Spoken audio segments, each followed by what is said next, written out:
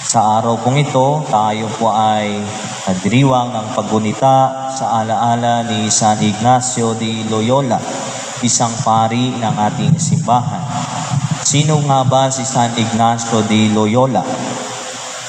Si San Ignacio, mga kapatid, ay kilala bilang pundasyon o founder of the Society of Jesus, a religious congregation na kung saan may misyong ang pagpapalaganap ng mabuting balita na nakabatay sa pagmamahal kay Kristo at pagmamahal ni Kristo upang tumulong sa kapwa at hanapin ang Diyos sa lahat ng bagay, to help others and seek God in all things.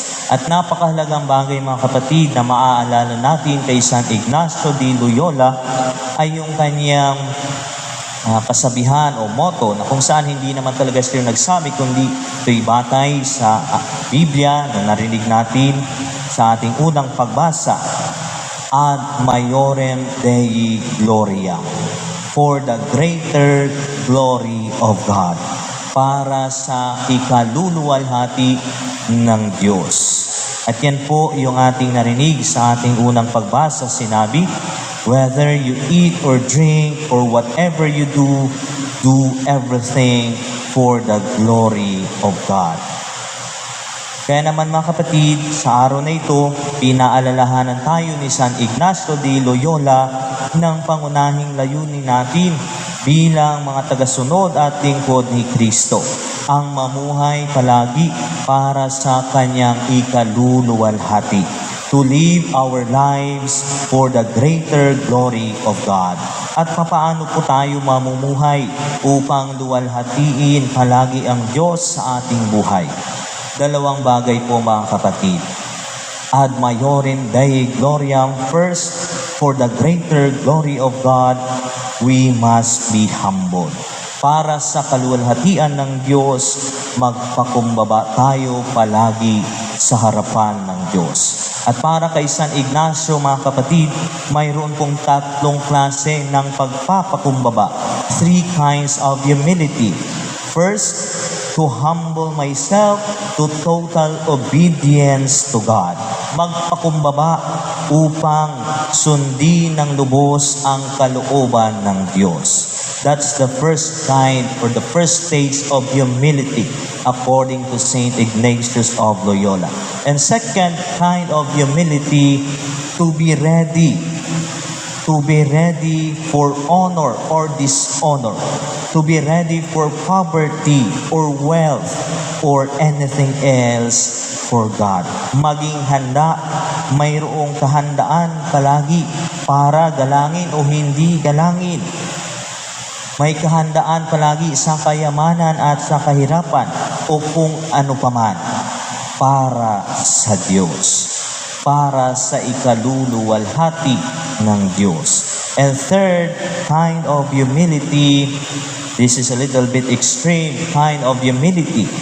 According to Saint Ignatius, to desire, naisin, to desire poverty, dishonor, and even be a fool for God, since Christ was.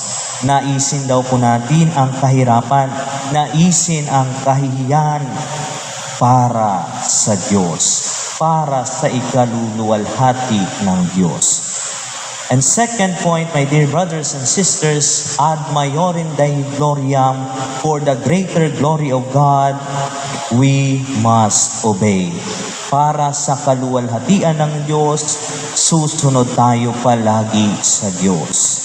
And this is the first step after the first kind of humility, to humble ourselves, to obey God. Magpakumbaba at sumunod sa Diyos. At hindi po tayo pwedeng sumunod sa Diyos, mga kapatid, nang hindi muna nagpapakumbaba sa Diyos. Kaya po, sa ating mabuting balita, sinabi ni Jesus, whoever does not carry his own cross and come after me cannot be my disciple. Sa pagsunod natin, mga kapatid, sa Diyos, nandun palagi yung krus. Hindi tayo pa pwedeng sumunod sa Diyos nang hindi tayo hindi tayo nagpapasan ng ating mga krus. Laging may pagpapasan ng krus. Sa pagsunod sa Diyos, nandyan palagi ang krus na kung saan minsan sa dami ng krus na ating pinapasan, napapatanong tayo, nasaan ang Diyos na aking inaasahan? Mga kapatid, habang inaalala natin si San Ignacio de Loyola, tayo po ay pinaalalahanan na hanapin ang Diyos sa lahat ng bagay. To seek God in all things. At matatagpuan natin mga kapatid ang Diyos sa krus. Sa krus, nandun palagi ang Diyos. Ad maiorem Dei Gloria. Magpakumbaba at sumunod palagi sa Diyos. Hanapin palagi ang Diyos sapagkat kahit sa mga simpleng bagay hanggang sa mga krus ng ating buhay, Diyos ay nananatiling buhay. Amen.